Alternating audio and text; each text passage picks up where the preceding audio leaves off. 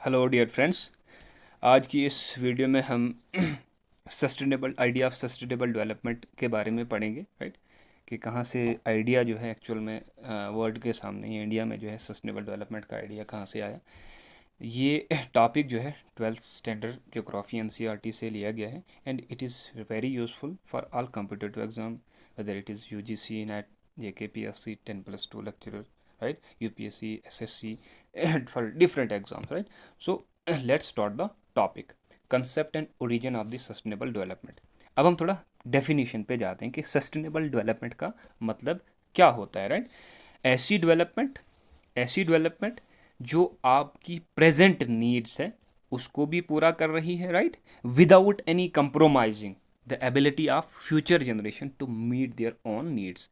Sir भाषा में, इन layman language में हम ये बोल सकते हैं कि अगर आप किसी रिसोर्स का यूज़ कर रहे हैं, फॉर एग्जांपल फॉरेस्ट का यूज़ कर रहे हैं, आपने उस फॉरेस्ट की लकड़ी को, वुड को इस तरह से इस्तेमाल करना है कि आपकी ज़रूरत भी, हमारी ज़रूरत भी पूरी होगी और अगली जो आने वाली जनरेशन है वो भी, उनकी भी जो ज़रूरत जो है इस रिसोर्स से हो पूरा हो सके, right. So this is the concept of sustainable development, right, definition of sustainable development. अब हम देखते हैं कि एक रिपोर्ट आई थी जिसका नाम जो है ब्रॉडलैंड रिपोर्ट 1987 में आई थी, world commission on environment and development, right.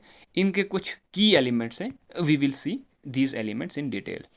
पहला एलिमेंट इंटर जनरेशनल इक्विटी की बात इस रिपोर्ट ने की थी, जो क्या दर्शाती थी कि फ्यूचर जनरेशन के जो राइट्स हैं that must be protected. The generations which is coming in the fourth coming era their rights must be protected, right. So this was the first element of the report. दूसरे element की अगर हम बात करें, that was intra generational equity की बात, जहाँ पे जो है the distribution which is right now in the present scenario, distribution of resources जो है वो इक्विटेबल हिसाब से जो है, इक्विटेबल वे से जो है वो प्रेजेंट होनी चाहिए जनरेशन के अंदर, राइट। कि every person has the right to get the resource and that must be in an equitable manner, right.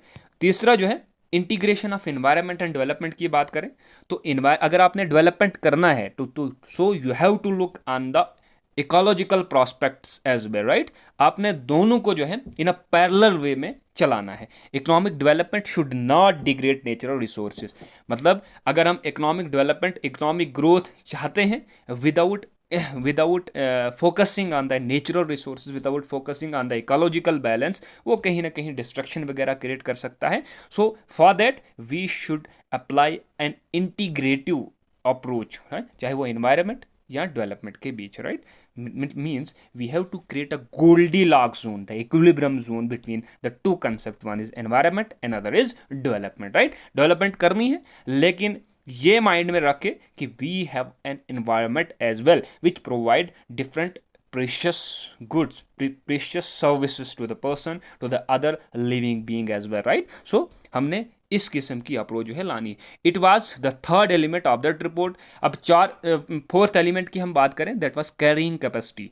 Development must be with in the regenerative capacity of ecosystem, right. जितना tolerate ecosystem कर पाए उसी हिसाब से हमने जो है development करना है। अगर इन इकोसिस्टम की कैरिंग कैपेसिटी से ये बाहर चला जाता है, it's means it will lead some destruction and ये जो है डिस्ट्रक्शन, राइट। सो हमने जो है कैरिंग कैपेसिटी को जो है मद्देनजर, within the jurisdiction of carrying capacity of an ecosystem we have to do the development, right. So this was some key elements regarding this report. अब हम थोड़ा हिस्टोरिकल बैकग्राउंड, हिस्टोरिकल प्रॉस्पेक्ट्स पढ़ते हैं sustainable development के, कहाँ से ये actual में शुरू हुआ, कैसे जो है इस पर फोकस करना है। We will see all this things related to this topic in detail, right. सबसे पहले हमारे पास जो है एक कॉन्फ्रेंस हुई थी, United nation conference on human environment पे, राइट, 1972 में, जिसे स्टॉकहोम कॉन्फ्रेंस भी बोलते हैं। और इन्होंने जो है रिकॉग्नाइज्ड किया कि एनवायरनमेंट को जो है हमने प्रोटेक्ट करना है ग्लोबल लेवल पे। मतलब इन्होंने जो है एक एजेंडा बनाया, एक टास्क बनाया ग्लोबल लेवल पे कि how we have to protect the environment, how we have to recognize the environmental protection, right, at the globe level.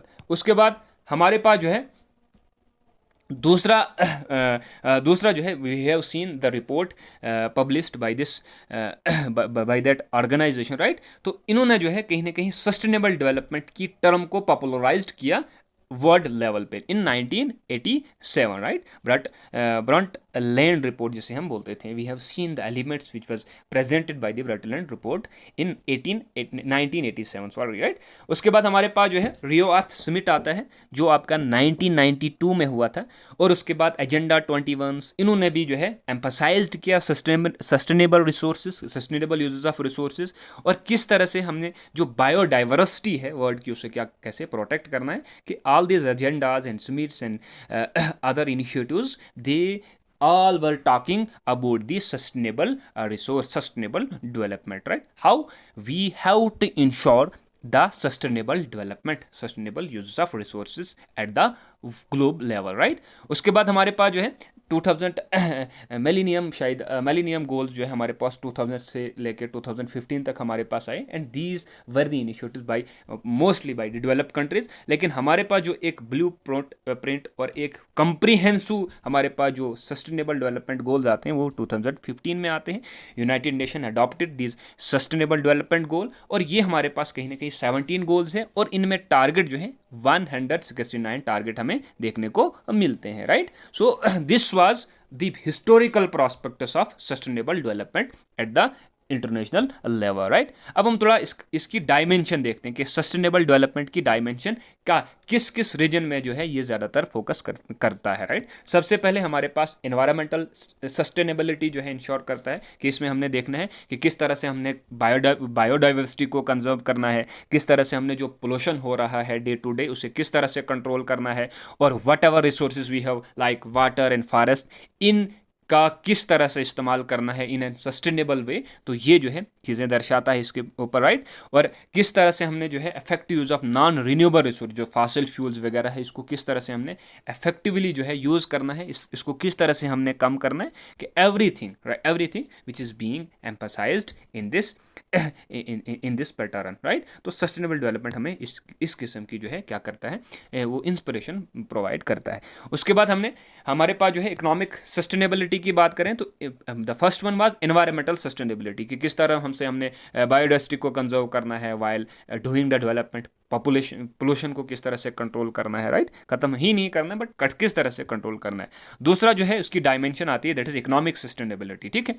अब यहाँ पे हमने इंश्योर करना है कि किस तरह से इक्विटेबल ग्रोथ हमने इंश्योर करनी है, ब्रिंग करनी है in the current scenario, right. Sustainable livelihood होना चाहिए हर एक के पास, right. should have a good life, should have a rights etc, right। Resource efficient production and consumption, right. Resource अगर आपके पास है, हमारे पास है, उसको किस तरह से इफेक्टिवली जो है यूज़ किया जाए, किस तरह से प्रोडक्शन जो है अच्छी तरह से किया जाए, और किस तरह से उससे कंज्यूम किया जाए, everything should be heat upon. So this was the second dimension. अब हम थर्ड डायमेंशन पे आते हैं, that is social sustainability, right. Social sustainability को भी हमने क्या करना है, इंश्योर करना है। तो इसमें हमारे पास सबसे पहला जो पॉइंट आता है, दैट इज किस तरह से हमने पॉवर्टी को इरेडिकेट करना है, कम करना है, राइट। उसके बाद जेंडर इक्वालिटी इंश्योर करना है, which is also there in the sustainable development goal from 1 to 17, right. Access to education and health care, मतलब राइट टू एजुकेशन, या एजुकेशन देना, हेल्थ केयर, हेल्थ इंफ्रास्ट्रक्चर को जो है बूस्ट करना, अच्छा बनाना कंट्री के अंदर, right. So these were the priorities, right. Community participation in decision making, what ever decision is being taken, तो वहाँ पे जो है कम्युनिटी का पार्टिसिपेशन होना बहुत ज़्यादा ज़रूरी है। तो ये जो है इंश्योर करेगा सोशल सस्टेनेबिलिटी को, जो आपका डायमेंशन किसके अंदर है, सस्टेनेबल डेवलपमेंट के अंदर है। अब हमारे पास क्यों ज़रूरत पड़ी सस्टेनेबल डेवलपमेंट को इस पे ज़्यादा जोर देने की।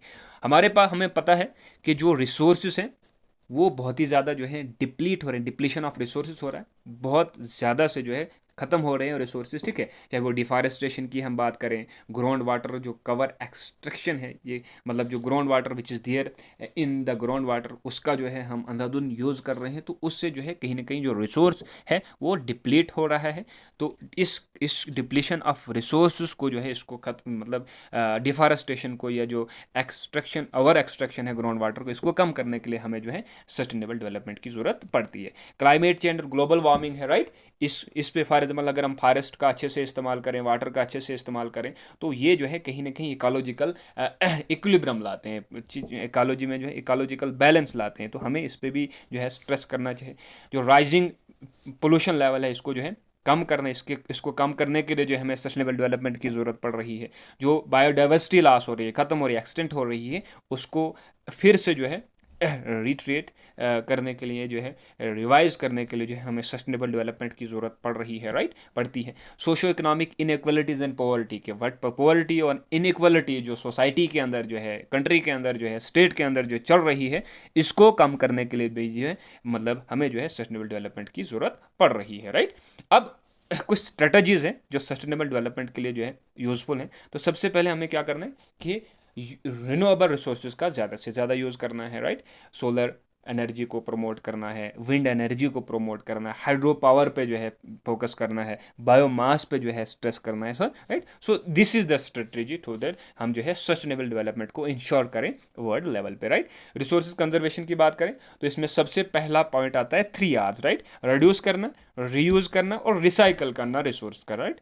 उसके बाद इरिगेशन अगर हमने करनी है तो efficient irrigation in the form of drip या स्प्रिंकल, राइट। ड्रिप इरिगेशन वो इरिगेशन होती है जहाँ पे हम पौधे के साथ जो है पानी को ड्रॉप करते हैं और वहाँ से जो है पानी चला जाता है। स्प्रिंकल इरिगेशन की बात करें तो यहाँ स्प्रिंकल वे में जो है पानी का छिड़काव होता है और उससे जो है पानी पौधों में चला जाता है, राइट। वाटरशेड मैनेजमेंट की बात करें तो किस तरह से हम वाटर को जो है अच्छे से मैनेज करें, रेन वाटर हार्वेस्टिंग करें, जो भी जहाँ पे भी वाटर वगैरह आ रहा है तो उसको किस तरह से हम जो है एक अच्छा मैनेजमेंट करें, तो ये भी हम रिसोर्स कंजर्वेशन में लगा सकते हैं, राइट। उसके बाद तीसरा जो है environmental regulation, environmental impact assessment जो 1980s में जो है कहीं ना कहीं आया था। अब इसका कंसेप्ट ये है कि अगर हमने कहीं डेवलपमेंटल काम करना है, राइट, तो उससे पहले हमने देखना है कि कैसे कैसे जो है मतलब किस किस्म का जो है वहाँ पे सिनारियो है, क्या क्या वो उस फॉर एग्जाम्पल कहीं पे हमने जो इंडस्ट्रीज वगैरह एस्टेब्लिश करनी है यहाँ फॉर हिमालय रीजन में कहीं पे, this is considered as a sensitive zone, ठीक है, राइट। तो वहाँ पे हमें पूरी चीज़ों का जो एनालिसिस करना पड़ता है कि अगर हम ये एस्टेब्लिश कर लेंगे यहाँ पे तो यहाँ पे किस किस्म का इम्पैक्ट होगा, कैसे जो है इसके बैड कॉन्सिक्वेंसेज हमें देखने को मिले, ये सब चीज़ें जो है अगर हम उसको पूरी तरह से असेस करते हैं तो वो जो है हमारे पास एक बेनिफिट रहेगा, राइट।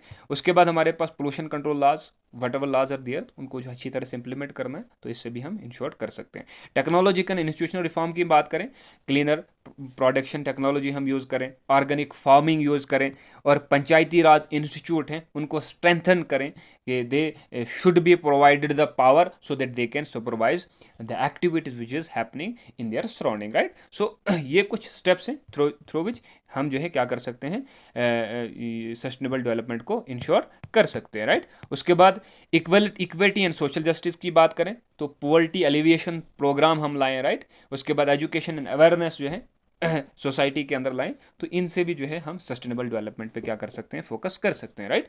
अब इसके लिए हम कुछ केस स्टडीज वगैरह पढ़ेंगे। सबसे पहले हमारे पास Indira Gandhi canal command area जो राजस्थान में है।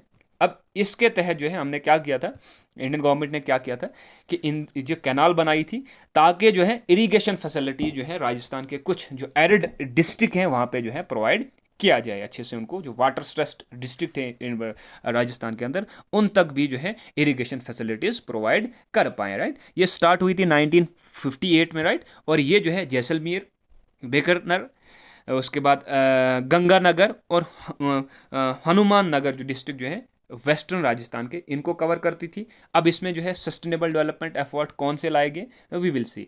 सबसे पहले एफॉरेस्ट्रेशन एंड शेल्टर बेल्ट बनाए गए ताकि जो सैंड ड्यून्स बनते थे उनको जो है स्टेबलाइज करने के लिए ट्रीज लगाए गए। जो भी विंड की वजह से जो भी चीज़ें इरोजनल या डिपोजिशनल लैंडफॉर्म बनते थे जैसे सैंड ड्यून्स वगैरह है उन पे कंट्रोल किया।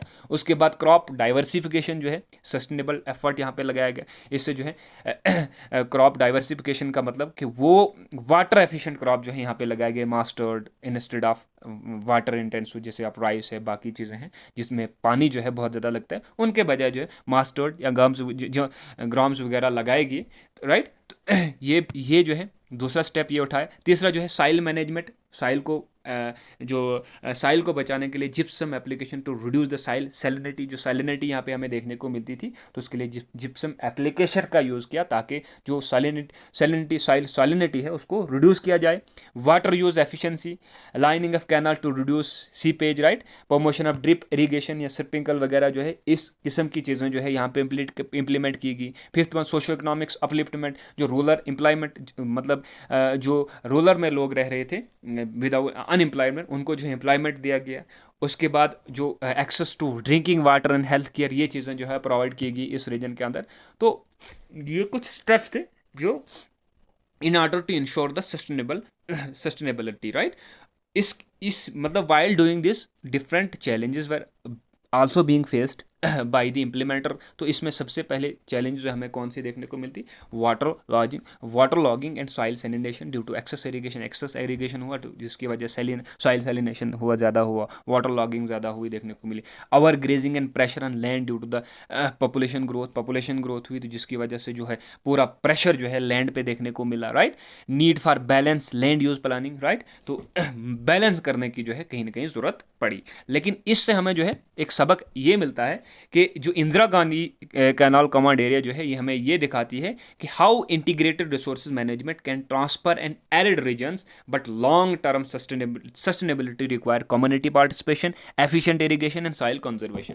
हमें अब इससे ये देखने को मिला, इससे ये सबक देखने को मिला, हमें सीखने को मिला कि किस तरह से हम जो है अगर हम इंटीग्रेटेड अप्रोच लगाते हैं रिसोर्स मैनेजमेंट के लिए, तो उससे जो है एक एरिड रीजन जो है ट्रांसफर हो जाता है डिफरेंट रीजन के अंदर, राइट, प्रॉस्पेरिटी के अंदर। लेकिन अगर हमने इसको लॉन्ग टर्म सस्टेनेबिलिटी इंश्योर करनी है तो उसके लिए हमें जो है कम्युनिटी पार्टिसिपेशन की रिक्वायरमेंट होगी, एफिशिएंट इरिगेशन की रिक्वायरमेंट होगी, और the most important that is soil conservation की रिक्वायरमेंट हमें देखने को मिलेगी, राइट। दूसरी केस स्टडी केरला के रिगार्डिंग, जहाँ पे जो है सस्टेनेबल डेवलपमेंट जो है कहीं ना कहीं इंश्योर करने की बात की, तो साइलेंट वैली जो है प्रोजेक्ट ये जो है किसके रिगार्डिंग था, हाइड्रो इलेक्ट्रिक प्रोजेक्ट के रिगार्डिंग था। 1917 में इसको जो है केरला गवर्नमेंट ने प्लान किया गया, राइट, ट्रॉपिकल एवरग्रीन फॉरेस्ट में। लेकिन यहाँ पे जो कुछ एनवायरमेंटलिस्ट ग्रुप थे, इन्होंने इसके खिलाफ, इस प्रोजेक्ट के खिलाफ जो है प्रोटेस्ट किया, because it have destroyed rare biodiversity and indigenous tribe habitats, ठीक है। इसमें जहाँ पे रेयर बायोडाइवर्सिटी देखने को मिली थी ट्रॉपिकल एवरग्रीन फॉरेस्ट में, और जो यहाँ पे इंडिजिनस ट्राइब रह रहे थे उनकी जो हैबिटाट है उसको डिस्ट्रक्शन ये फिर डिस्ट्रॉय हो जाता है, राइट। और जिसके बिना पे जो है इस प्रोजेक्ट जो है स्क्रैप किया गया, ख़त्म किया गया 1983 में, right. And this area is now as a national park है, और जिसे यूनेस्को जो है बायोस्फीयर रिजर्व भी बोला जाता है, राइट, कि शो करता है कि किस तरह से हम जो है मतलब इसको जो है कंजर्व कर पाएंगे, राइट। अब हमारे पास कुछ सस्टेनेबल डेवलपमेंट गोल हैं, कुछ ही, राइट, इंपॉर्टेंट, ऑल्दो कि we have 17 sustainable development goal, लेकिन यहाँ पे कुछ इंपॉर्टेंट है। इनको जो है अडॉप्ट किया गया 2015 में, और इनका जो है टाइम पीरियड जो है 2030 में रखा गया यूनाइटेड नेशन, जिसे यूनाइटेड नेशन 2030 एजेंडा भी बोला जाता है, राइट। अब इसमें कुछ नो पॉवर्टी है, जीरो हंगर है, क्वालिटी एजुकेशन प्रोवाइड करनी है, clean water and sanitation, climate action, life on land and below water bodies, ठीक है। तो ये कुछ गोल्स हैं इसके सस्टेनेबल डेवलपमेंट गोल्स के, राइट। अगर हम इंडिया की हम बात करें तो इंडिया में जो है has integrated sustainable development goal into NITI Aayog planning framework, जो नीति आयोग की जो विच वाज कन्वर्टेड, पहले इसका नाम क्या था, प्लानिंग कमीशन था, और उसके बाद इसका नाम जो है चेंज करके नीति आयोग रखा गया प्लानिंग। और इसमें जो भी इन्होंने प्लानिंग वगैरह की उनको जो है इंटीग्रेट किया किसके साथ, सस्टेनेबल डेवलपमेंट के साथ। अब हमारे पास कुछ की टेक अवे हैं कम्पिटेटिव एग्जाम में सस्टेनेबल डेवलपमेंट, ये जो है balance of economic growth, social justice, environmental protection की बात करते हैं। ब्रॉड लैंड रिपोर्ट की अगर बात करें तो इसमें जो है सस्टेनेबल डेवलपमेंट कहीं ना कहीं कॉइंड हुआ, राइट। टारगेट एरिया प्लानिंग की बात करें तो हमने देखा इंदिरा गांधी और साइलेंट वैली केरला के अंदर, तो इन्होंने डेमोनस्ट्रेट किया सस्टेनेबल स्ट्रेटजीज को, राइट। कम्युनिटी बेस्ड मैनेजमेंट की बात करें तो चिपको मूवमेंट जो हुई थी, जिन्होंने फॉरेस्ट वगैरह को बचाया था, जॉइंट फॉरेस्ट मैनेजमेंट, ये जो है इंपॉर्टेंट रहते हैं। चैलेंजेस की हम बात करें तो ओवर पॉपुलेशन रहती है, पॉवर्टी, टेक्नोलॉजिकल गैप और क्लाइमेट चेंज हमें देखने को मिलता है। अब कुछ डायग्राम्स इसके रिगार्डिंग, ये सस्टेनेबल डेवलपमेंट एफर्ट जो Indira Gandhi canal command area में ली गई, right, Rajasthan, this is the map of Rajasthan. और इस साइड से जो है ये एक ट्राइंगल, ये क्या करती है, ये इंडिकेट करती है कि environmental sustainability, economic sustainability, social sustainability, ये जो है क्या कहलाता है, आपका सस्टेनेबल डेवलपमेंट कहलाता है। मतलब we have to ensure the economic sustainability, environmental sustainability along with the social sustainability that will lead to the sustainable development, right? So this is the triangle which actually indicate the sustainable development. ये जो है this is the same triangle, right, you can also correlate this triangle. तो ये हमारा जो है Indira Gandhi canal वाला project, right, जो राजस्थान के अंदर हमें देखने को मिला था, राइट। सो उसके बाद हमारे पास कुछ एमसीक्यू जो है 10 इंपॉर्टेंट एमसीक्यूज हमने लिए, तो जो बहुत ही ज़्यादा इंपॉर्टेंट रहेंगे। We will see this MCQs one by one. First MCQs की अगर हम बात करें तो ये क्या बोलता है कि which year did the Brundtland commission popularise the concept of sustainable development. वो हमने देखा 1987 में हमें देखने को मिला। Consider the following statement, sustainable development focus only on environmental conservation. ये तो बिल्कुल भी नहीं हो सकता, बिकॉज इसकी जो अप्रोच है that is broader then the environmental conservation, not only, बल्कि सोशली भी है, इकोनॉमिकली भी है, और other prospects also included in this concept. It integrates economic, social and environmental dimension. तो ये तो बिल्कुल ही करेक्ट है। तो option B, only option B will be the correct answer. उसके बाद अगर हम देखें क्वेश्चन नंबर 3, इस ये असर्शन रीजन बेस पे, Indira Gandhi canal command area project in the western Rajasthan is a case study of sustainable development. We have seen this concept. It improved agriculture productivity by introducing irrigation in arid region without considering the ecological balance. तो ये तो बिल्कुल ही उलट है, right. Ecological balance को जो है मद्देनजर रख के जो है इस प्रोजेक्ट को कहीं ना कहीं इंप्लीमेंट किया था। It's mean A option is the correct answer, और आर जो है इसका कहीं ना कहीं एक्सप्लेनेशन फॉल हम बोल सकते हैं। Arrange the following environmental event in the chronological order. Chronological order की अगर हम बात करें तो सबसे पहले हमारे पास जो है स्टॉकहोम कॉन्फ्रेंस देखने को मिलता है। उसके बाद हमारे पास पब्लिकेशन आवर कॉमन फ्यूचर की बात करें तो ये देखने को मिलता है। उसके बाद हमारे पास रियो अर्थ समिट देखने को मिलती है, और लास्ट पे हमें क्योटो प्रोटोकॉल अडॉप्टेशन देखने को मिलता है। तो this is the chronology of this events, right. Stockholm conference वो आपका 1972, आवर कॉमन फीचर 1987। उसके बाद रियो अर्थ समिट की हम बात करें तो वो आपका 1982, और लास्ट पे क्योटो प्रोटोकॉल वो 1997, right. So remember the dates, right. Which question number 5, which of the following practice in the Indira Gandhi canal command area promotes sustainability, right? तो हमने वहाँ पे कौन सी प्रैक्टिस देखी थी, that was shelter belt plantation and afforestation, right? So this is the answer, option C is the answer. Which Indian policy give first significant emphasis to the concept of sustainable development. अगर हम Indian prospectus से बात करें तो सबसे पहले जो forest policy जो इंडिया के अंदर आई थी which actually talked about the sustainable development, that was ये जो है national forest policy 1988, right. So option C will be the correct answer.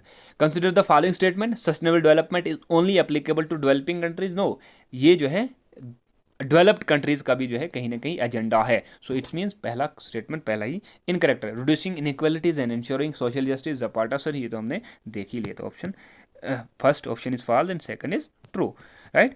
Assertion base पे water use efficiency is an important element of sustainable development in arid region, ये तो हमने पहले ही देख लिया। Efficient waters use ensure better crops yields and prevent problems like the water logging and salinisation. तो ये भी कहीं ना कहीं क्या है, करेक्ट है, और a option is the correct, और r is the correct explanation of the option a, right. Which sustainable development goals aim to ensure availability and sustainable management of water and sanitation for all? तो ये हमने देखा, और sustainable development गोल 6 जो है ये बात करता है। उसके बाद last one, which was a major ecological concern in the initial year of Indira Gandhi national project. हमने वहाँ पे क्या देखने को मिला, water logging and soil salinization देखने को मिला। तो this was the concern, this was the major ecological concern, ठीक है ऐसा। सो ये कुछ एमसीक्यूज इस टॉपिक के रिगार्डिंग थे। आई होप आपको जो है इन डिटेल में इन चीज़ों के बारे में समझ आ चुकी होगी। So thank you so much.